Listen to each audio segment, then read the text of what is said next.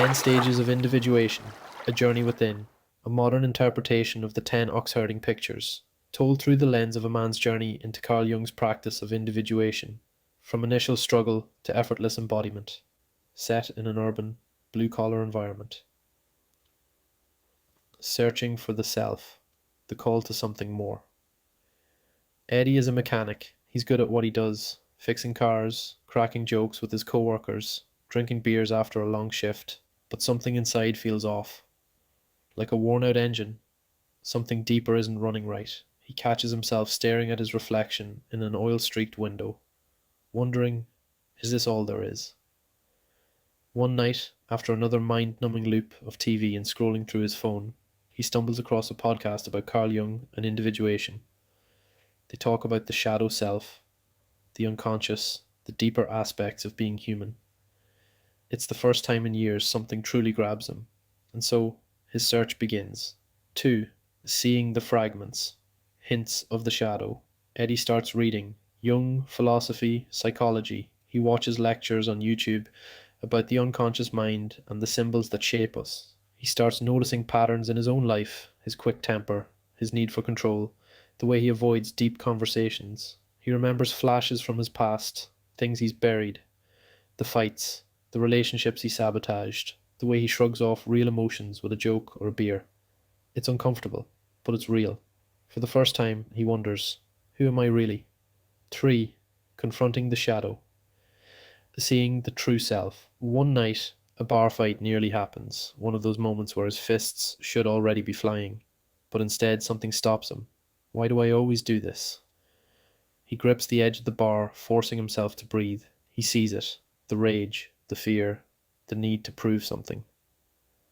It's not just anger, it's pain wearing a tough mask. For the first time, he doesn't run from it. He sees himself, but seeing isn't enough. The shadow doesn't disappear just because you look at it. The journey has only just begun. 4. Wrestling the shadow, the inner battle. The more Eddie digs, the harder it gets. His dreams turn vivid, symbols, strange figures, old memories rising from the depths. He wakes up sweating, unsure of what's real. His anger spikes at work. His patience is thin. He feels like he's unraveling. Jung wrote that, until you make the unconscious conscious, it will direct your life, and you will call it fate. Eddie sees this now. His shadow, the old wounds, the ego defenses, the false bravado, is fighting back. But this time, he doesn't drink it away. He doesn't punch his way through. He faces it. 5. Integrating the shadow, owning his darkness. Instead of avoiding it, Eddie starts leaning in. He writes in a notebook. He reflects on his dreams. He notices his triggers, his patterns. When anger surges, he doesn't suppress it. He asks, where is this coming from? And beneath the rage, he finds something else. Hurt, shame, fear. The emotions he buried under muscle and sarcasm. One night, he drives to his childhood home. He sits outside, staring at the dim porch light, remembering the kid he used to be. He whispers, I see you, man. I see you. And something inside starts to shift. 6. Finding authenticity, moving without masks. Eddie stops pretending. He doesn't force laughs when they don't come. He doesn't hide behind anger when he's hurt. He listens more, he speaks less, he chooses his battles. At work, guys notice. You good, man? One asks.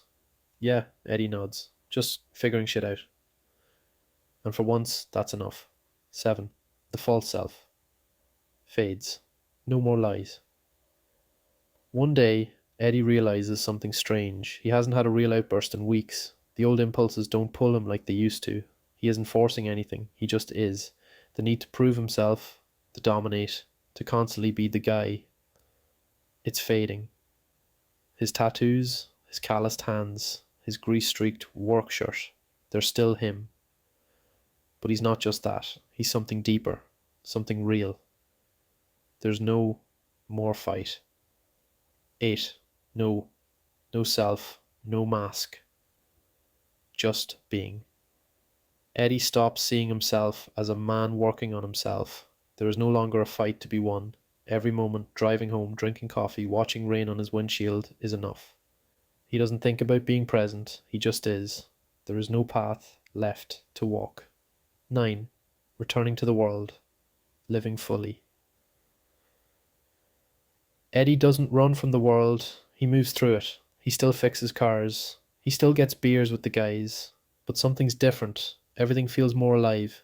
The way the wrench fits in his grip, the way his breath slows before answering a tough question, the way laughter hits deeper when it's real. There's nothing to escape anymore. 10. Sharing without preaching. The quiet influence. Eddie doesn't give advice. He doesn't tell people to read Jung or analyze their dreams. He just lives. And people notice. They see the calm, the steadiness, the way he carries himself differently. One night, his friend pulls him aside at the shop. Man, you've changed. What's your secret? Eddie smirks, wiping oil from his hands. Ain't no secret, man. Just started paying attention. Some will listen, some won't, but that's not his burden. The journey isn't his alone anymore. It belongs to anyone willing to start looking. And so, the cycle begins again. Conclusion. This is the individuation journey, not through temples or mountaintops, but through the streets, garages, and apartments of everyday life. The mind, the ego, the shadow, they are still restless, still wild. But with patience, discipline, and understanding, anyone can integrate them. And when the self is no longer divided, only life remains.